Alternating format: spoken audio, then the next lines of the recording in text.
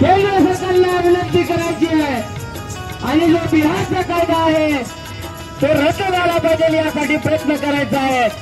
या आंदोलनाची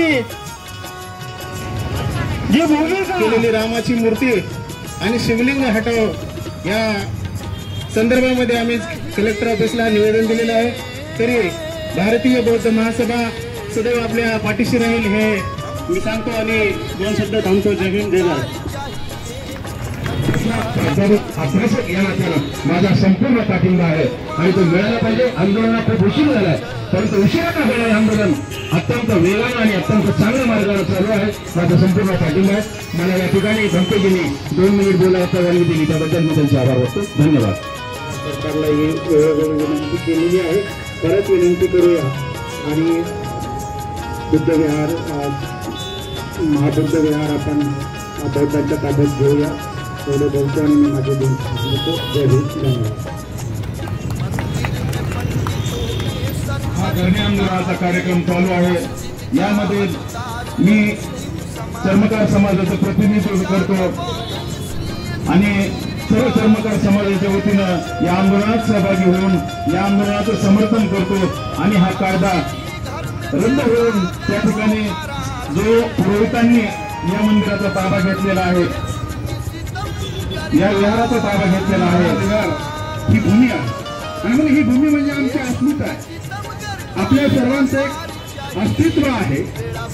येणाऱ्या अनेक पिढ्यांना गेलेल्या अनेक पिढ्यांना ही बौद्ध भूमी जगण्याची मानवतेची स्वातंत्र्याची समतेची शिकवण देते आणि सगळं जग आपल्या या बौद्ध भूमीकडे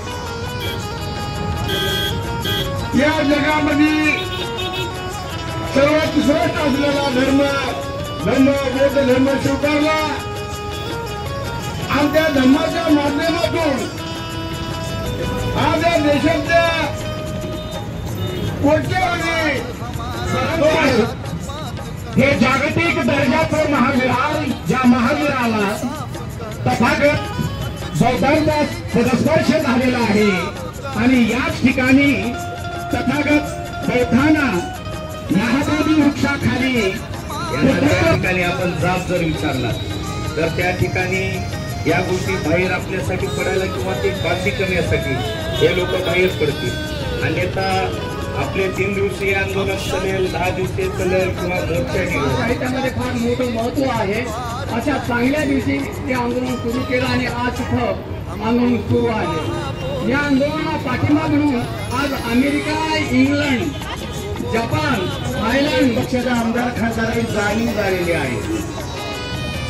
काय जाणीव झालेली आहे की बौद्ध समाजामध्ये महिलांमध्ये जी काय धम्माविषयी आवड निर्माण झालेली आहे आणि त्याच्यामधून आता आंबेडकर चळवळी तथा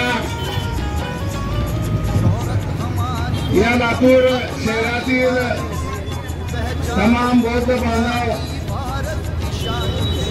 भावानो खरं म्हणजे अत्यंत दुःखाची आणि दुर्दैवाची बाब आहे झालेला आणि नक्कीच हा अन्याय दूर करण्यासाठी येत्या काळामध्ये तुम्हा सगळ्याबरोबर मी तुमच्या सोबत आहे। हा न्याय मागणीचा प्रश्न येत्या लोकसभेच्या अधिवेशनामध्ये आम्ही सगळे आंबेडकर प्रेमी बौद्ध प्रेमी सगळे खासदार त्यांना एकत्र करून एकट्याने मांडण्यापेक्षा एकजुटीने मांडला तर आपल्याला न्याय लवकर मिळेल। आणि मग बुद्धगया हे श्रद्धास्थान बौद्धांचं आहे। त्या ठिकाणी सुद्धा त्यांची कमिटी बौद्धांची झाली पाहिजे आणि ते त्यांच्याच ताब्यात दिलं पाहिजे।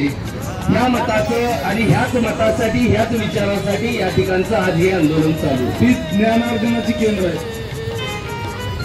दक्षिणा घेऊन अंधश्रद्धेच्या नावाखाली पोट भरण्याची केंद्र नाही।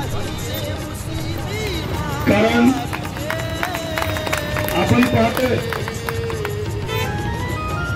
मंदिर असतील तर ते हिंदूच्या ताब्यात आहेत, मशिदी असतील तर ते मुस्लिमांच्या ताब्यात आहेत, गुरुद्वारे असतील तर ते शिखांच्या जातीच्या पातळीवर आपलं म्हणतात हीच आपली चूक आहे की आपले नुसते जातीचे दिसतील पण ते आपले विचाराचे नाहीत। आणि म्हणून इतिहास सांगतोय इतिहास गवाह देतोय, पुरावे आहेत की रिझर्वेशन मध्ये SC ST चे जे काही आमदार खासदार आहेत यांचा परफॉर्मन्स जे आहे त्यांच्या घटकासाठी नाही, त्यांच्या घटकासाठी त्यांचा परफॉर्मन्स नाही.